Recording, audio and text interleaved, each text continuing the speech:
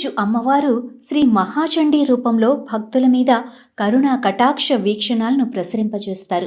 దేవతల కార్యసిద్ధి, దుష్ట శిక్షణ, శిష్ట రక్షణ కోసం మహాలక్ష్మి, మహాకాళి, మహాసరస్వతుల త్రిశక్తి స్వరూపిణిగా శ్రీ మహాచండీ అమ్మవారు ఉద్భవించారు. ఆమెలో అందరూ దేవతలు కొలువై ఉన్నారు. అందుకే శ్రీ మహాచండీదేవిని ప్రార్థిస్తే సకల దేవతలను ప్రార్థించినట్టేనంటారు పెద్దలు.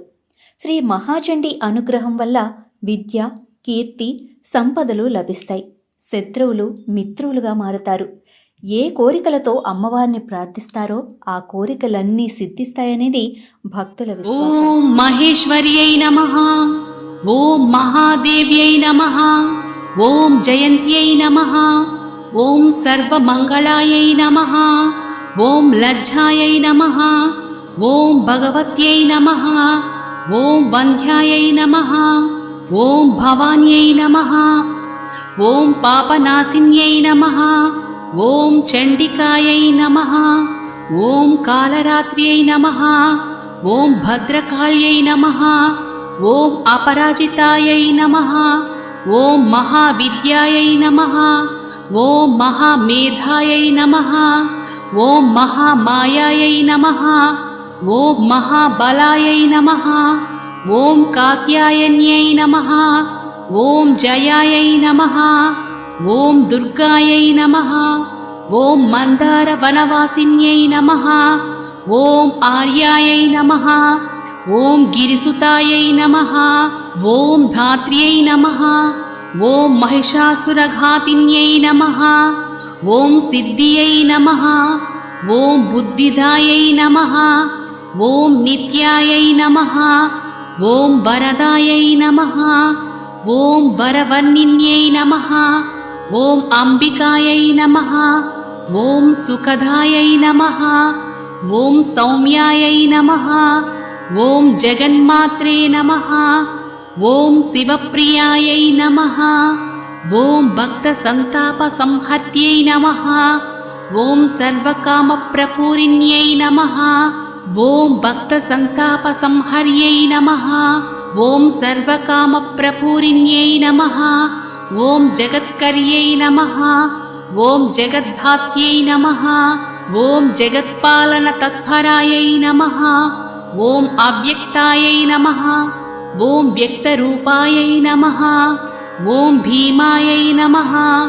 ఓం త్రిపుర సుందర్యై నమః, ఓం అపర్ణాయై నమః,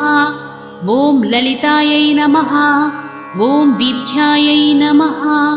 ఓం పూర్ణచంద్ర నిభాననాయై నమః, ఓం చాముండాయై నమః, ఓం చతురాయై నమః, ఓం చంద్రాయై నమః, ఓం గుణత్రయ విభాగిన్యై నమః, ఓం హేరంబజనన్యై నమః, ఓం కాళ్యై నమః, ఓం త్రిగుణాయై నమః, ఓం యశోధరాయై నమః, ఓం ఉమాయై నమః, ఓం కలసహస్తాయై నమః, ఓం దైత్యదర్పణిగాదివ్యై నమః, ఓం బుద్ధ్యై నమః, ఓం కాంత్యై నమః, ఓం క్షమాయై నమః, ఓం శాంత్యై నమః, ఓం పుష్ట్యై నమః, ఓం తుష్ట్యై నమః, ఓం ధృత్యై నమః, ఓం మధ్యై నమః, ఓం వరాయుధగాయై నమః, ఓం ధీరాయై నమః, ఓం గౌర్యై నమః, ఓం శాకాంభర్యై నమః, ఓం శివాయై నమః, ఓం అష్టసిద్ధిప్రదాయై నమః, ఓం వామాయై నమః, ఓం శివవామాంగవాసిన్యై నమః, ఓం ధర్మదాయై నమః, ఓం ధనదాయై నమః, శ్రీదాయై నమః, ఓం కామదాయై నమః, ఓం మోక్షదాయై నమః, ఓం అపరాయై నమః,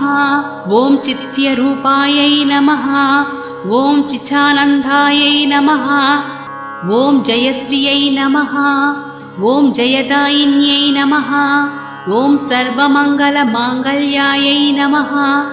ఓం జగత్రయహితైషిణ్యై నమః, ఓం సర్వాణ్యై నమః,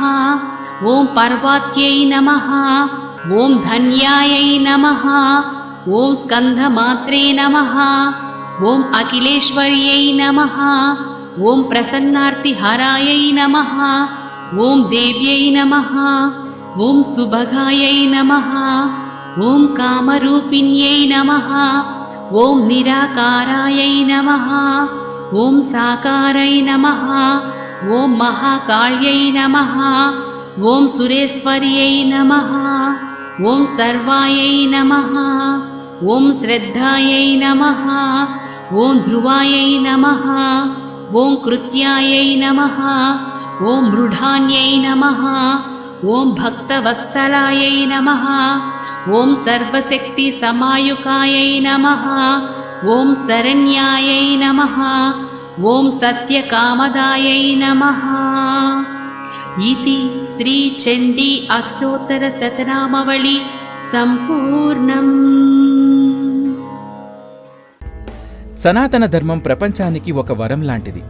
సనాతన ధర్మం యొక్క గొప్పతనాన్ని మేము untold stories from Hinduism, Vedic facts, ధర్మ సందేహాల ద్వారా మనలో చాలా మందికి తెలియని విషయాలు చెప్తూ జాగృతిపరిచే ప్రయత్నం చేస్తున్నాము.